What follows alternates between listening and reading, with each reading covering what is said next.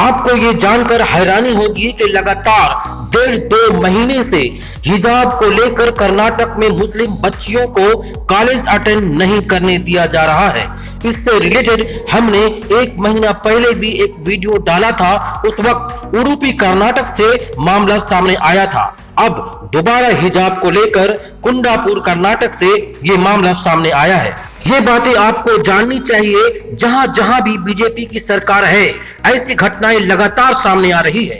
कहने को तो ये नारा देते हैं सबका साथ, सबका विकास और सबका विश्वास, लेकिन जमीनी हकीकत कुछ और ही निकल कर आती है। कर्नाटक में कॉलेज प्रबंधन, पुलिस और सरकार इसी तरह बांटने का काम कर रहा है। ये नफरत की जड़ें इतनी मजबूत हो गई है कि हिंदू बच्चे और बच्चियां भी हिजाब के खिलाफ भगवा दुपट्टा गले में डालकर कॉलेज आ रहे हैं और प्रदर्शन कर रहे हैं। आइए सबसे पहले इन मुस्लिम बच्चों की वो वीडियो देखते हैं कि वो किस तरह से कॉलेज के गेट के पास बैठी हुई हैं और अपनी बात को रख रही हैं।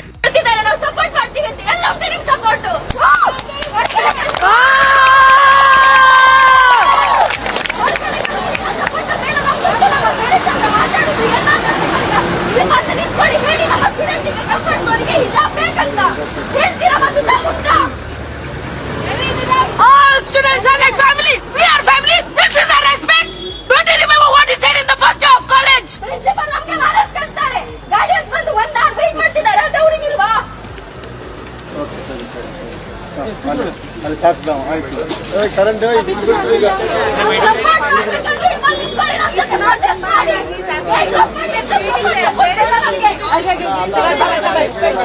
ये मुस्लिम बच्चियां लगातार अपनी बात को रख रही हैं, कॉलेज के गेट के पास लगातार बैठी हुई हैं, इसी उम्मीद से कि कभी तो कॉलेज प्रबंधन का दिल पिघलेगा।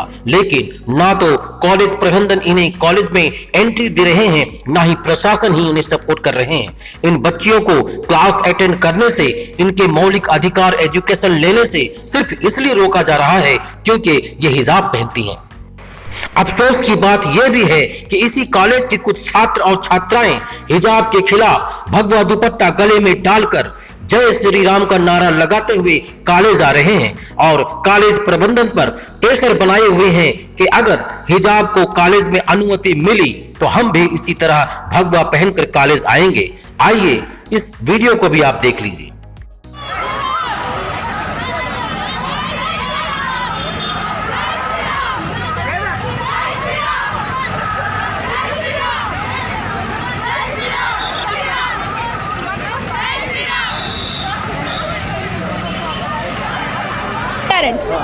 ಅವರಿಗೊಂದು ಸಮವಸ್ತ್ರ ಅಂದ್ರ ಮೇಲೆ ನಮಗೆ ಸಮವಸ್ತ್ರ ಬೇಕಷ್ಟೇ.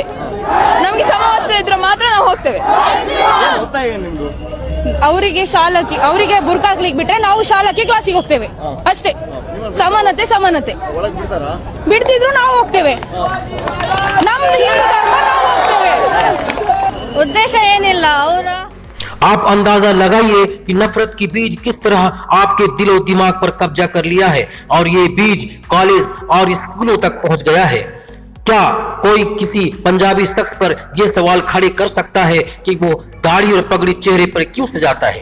क्या कोई या किसी ने भी सवाल खड़े किए कि आप स्कूलों और कॉलेजों में पूजा के त्योहारों में मूर्ति स्थापना क्यों करते हैं? क्या आपने ये नहीं देखा कि बड़े बड़े सरकारी इंस्टीट्यूशंस में पूजा अर्चना और भगवा कपड़े पहने जाते हैं?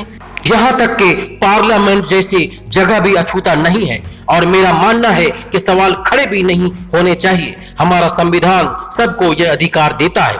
अगर ऐसी बात है तो हिजाब पर पाबंदी क्यों? दोस्तों, अंत में वीरेंद्र कुमार जी का एक प्यारा वीडियो शेयर करना चाहूंगा, जिन्होंने बहुत ही खूबसूरत अंदाज में हिजाब को लेकर अपना ख्यालात का इजहार किया है इस वीडियो के माध्यम से। दोस्तों, चैनल को सब्सक्राइब करना मत भूलिएगा। अब आइए इस वीडियो को देखते हैं। देखिए, पॉलिटिकली ये नारा बहुत दिनों से हम सुनते आ रहे हैं कि लोगों को पहचानो उनके कपड़ों से, और वही हो रहा है कि लोगों को उनके कपड़ों से पहचाना जा रहा है। अगर ये इतना सीरियस इशू होता तो इंटरनेशनली भी इस पर बहुत सारी चीजें आप देख पाते, लेकिन कहीं ना कहीं ये कंसेंसस भी बन चुका है। और अगर आप बाहर इंटरनेशनली भी देखें, न्यूजीलैंड में पुलिस ऑफिसर्स भी आप हिजाब में देख पाएंगे, आप पायलट्स भी हिजाब में देख पाएंगे। तो ये इतना बड़ा कोई इशू नहीं है। It is a matter of tolerating a little bit of diversity. लेकिन कहीं ना कहीं पॉलिटिकल पॉइंट्स कमाने हैं, लोगों को बॉयल में रखना है। उधर हम पार्लियामेंट में देखते हैं कि भाई लोग पूजा पाठ कर रहे हैं, पार्लियामेंट में वस्त्र पहन के आ रहे हैं, तब कोई इशू नहीं है। लेकिन अगर बच्चे स्कूल में स्कार्फ पहन के या हिजाब पहन के जा रहे हैं तो एक प्रॉब्लम है। That brings us to the question is, ऐसा क्यों हो रहा है और क्यों इसको करवाया जा रहा है? देखिए, हर बार आप देखेंगे कोई ना कोई एक्सपेरिमेंटेशन चल रही है। गाजियाबाद में मीट शॉप्स को लेकर, गुड़गांव में नमाज को लेकर, और रिसेंटली अब आप देख रहे हो हिजाब को लेकर। ये जो छोटे छोटे ओपन एंडेड क्वेश्चंस हैं, अनरिजॉल्व्ड इश्यूज हैं, मैं कह रहा हूं बिल्कुल रिजॉल्व करो, लेकिन कोर्ट में रिजॉल्व करो। इस तरीके से कॉलेजेस को डरा धमका कर, गेट्स बंद करके, एक सडन अनाउंसमेंट करके किसी का अच्छा भला नहीं होगा, और देश का तो डेफिनेटली भला नहीं होगा। सोच के भी कैसा ऑड सा लगता है कि कुछ ही साल पहले की बात है जब हमारे दोस्त स्कूल में हम उनको फर्स्ट नेम बेसिस पर जानते थे। उनका सरनेम क्या है, मजहब क्या है, धर्म क्या है, क्या पहनते हैं, खाते पीते, उससे हमें कोई घंटा फर्क नहीं पड़ता था।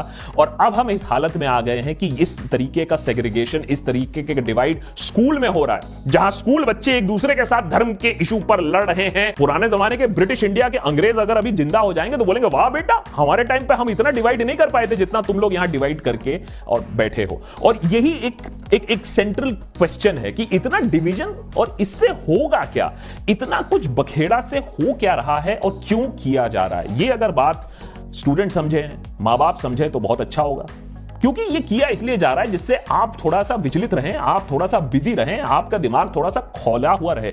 नहीं तो आपका दिमाग दूसरी चीजों में खोलने लगेगा। आपका दिमाग ये सोचने लगेगा कि यार वो नौकरियां कहां गई, 1-2 करोड़ जो हमें पर ईयर चाहिए देश को आगे बढ़ाने के लिए, वो नौकरियां तो है ही नहीं है।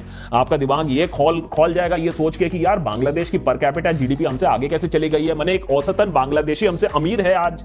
ये सुनकर आपका दिमाग खोल जाएगा कि आपको बोल रहे हैं कि 10%, 12% हमारी जीडीपी बढ़ रही है, लेकिन एक्चुअल टर्म्स में हमारी जीडीपी 2018, 2017 लेवल्स पर ही अटकी पड़ी हुई है।